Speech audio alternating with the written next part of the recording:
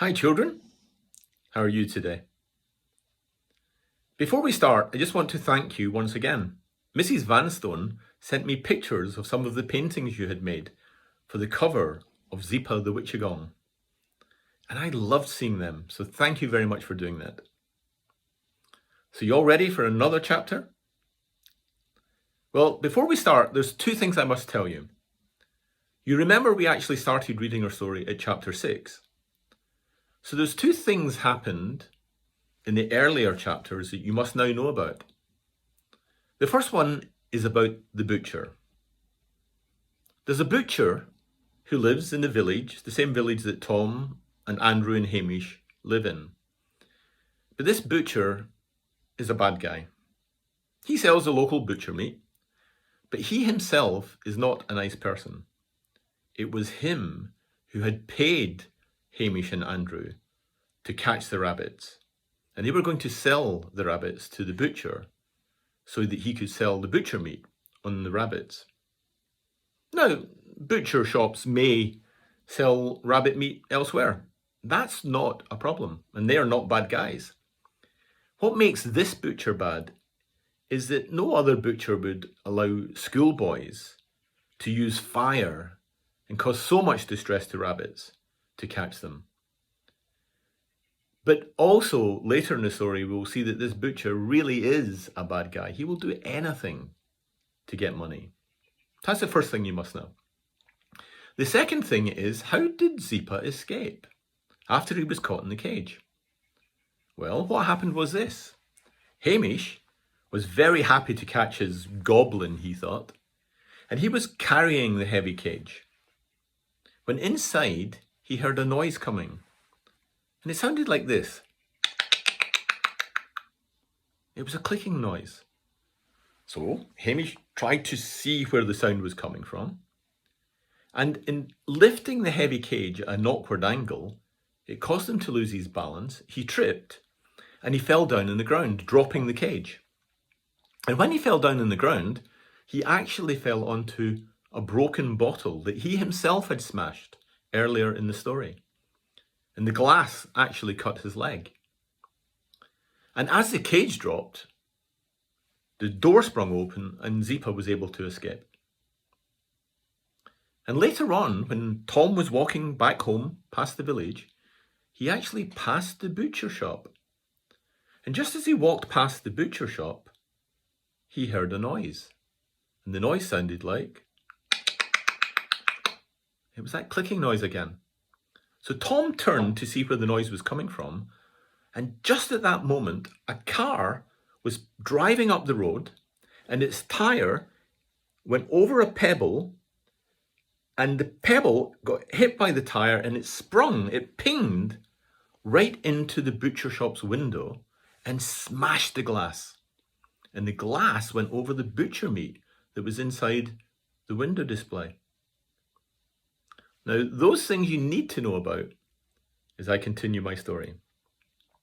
So if you're sitting comfortably, let's start again, this time with chapter 7. And Tom is still in his bed, having had this wonderful dream the night before about Zeepa the Wichagong. And that's where we start. Tom slowly began to wake up. He felt cozy and warm in his bed, and had not yet opened his eyes. He began to remember his dream, and still half asleep, he ran it all through again in his mind. What a great dream it was. It seemed so real. No wonder I had it, though, he said to himself, after all of the excitement of yesterday, together with the fact that I was so tired before I went to bed. Tom slowly opened his eyes, but his bedroom was unusually bright. He sat up, and he realized that his curtains and his windows were open, and the sunlight was streaming into his room. Tom stared at the curtains.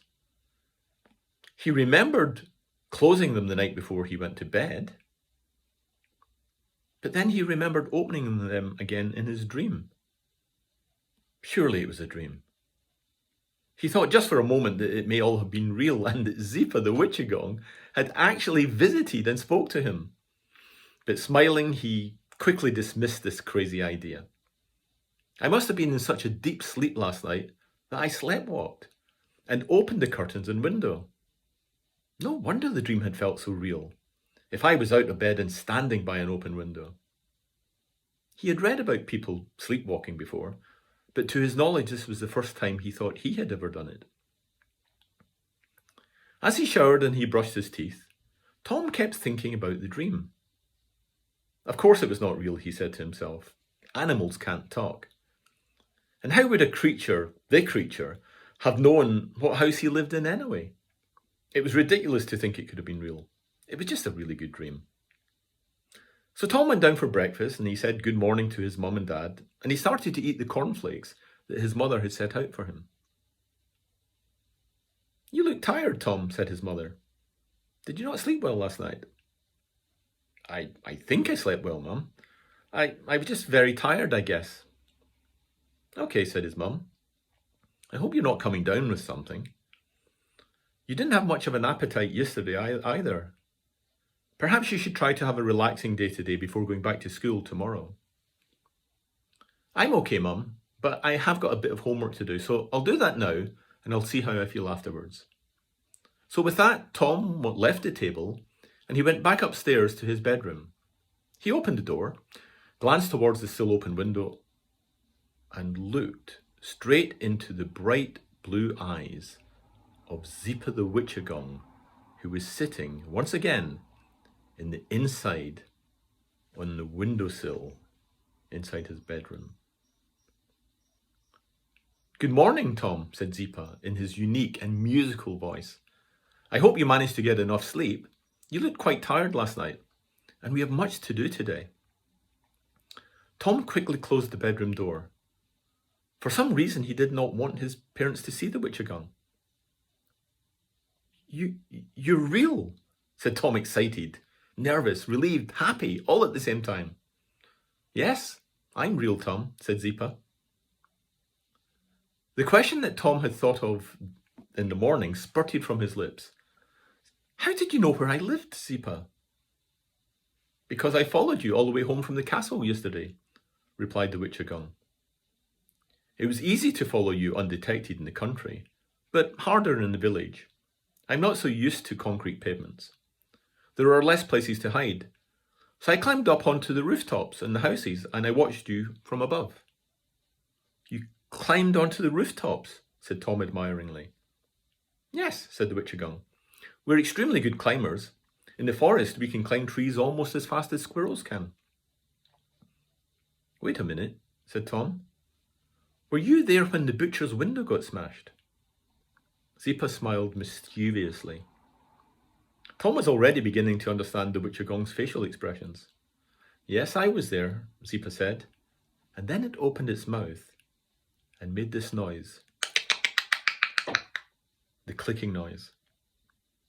Tom was stunned. Yes, he thought. I heard a clicking noise before the car tire shot the pebble onto the window. Yes, I heard you. I heard you make that clicking noise. Why did you make that sound? The Wichagong are small, said Zeepa, much smaller than humans, and yet we have survived undetected and unthreatened by your species for thousands of years. Yes, we are agile, athletic, can climb well, and can run as fast as a rabbit on all fours, using both hands and legs. But these things alone would not have kept us out of the sight of humans for all those years. For that, we needed to call the help of the Zonga. We don't have anything that you would call special powers, although you may think we do. But unlike humans, we are able to call on the Zonga to help us, when either we or nature itself is threatened or has been wronged. We ask the Zonga for help by uttering the clicking noise that you heard. The Zonga will make something happen if it feels a request is justified. For instance, you may have heard what you call the clicking noise when Hamish was carrying me in the cage. The Zonga came to my aid, and on that occasion, Hamish had tried to see where the noise was coming from. He turned the cage around in his arms, he lost his balance, and fell onto the broken glass of the bottle that he himself had smashed. This is how the Zonga normally help, by punishing the person that has harmed nature, by having them suffer the same harm that they would have had and caused nature itself to have.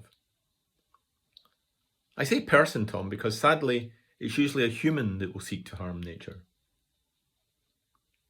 With the butcher, he was trying to pay Hamish and Andrew to cause enormous distress, pain and death to the poor rabbits, so that he could make money from the situation. So on that occasion, the Zonga caused the pebble to break the butcher's window, and all the shattered glass ruined the meat already cut up in the window display. So the Zonga caused the butcher to lose money instead of making it. We, the Wichagong, don't know what punishment the Zonga will serve up. We only make the request. However, every punishment will appear to humans to be an accident, or a coincidence, or just bad luck. In this way, we have avoided detection from humans throughout the centuries, and tried to protect nature. Please don't misunderstand me though, said Zeepa. We have few problems with people eating meat to survive. You need to live as we do. I myself eat fish. That does not anger the Zonga if the animal has not suffered unduly and is used for food without excess waste. This is, after all, the very essence of nature and the great circle of life. The blackbird eats a worm. The sparrowhawk eats a sparrow. The Zonga is only angered when animals or plants are caused to suffer unnecessarily. But enough of this, Tom. You can learn more about the Wichagong later. For now, we need to make our plans. What plans? Asked Tom. We need to find out why the Zonga compelled me to be with you, Tom. This has never happened before. Something especially important will come of it. You have been brought to me, and I have been brought to you for a reason. Together, we must discover what that reason is and act upon it. And that is the end of chapter 7. Thank you for listening.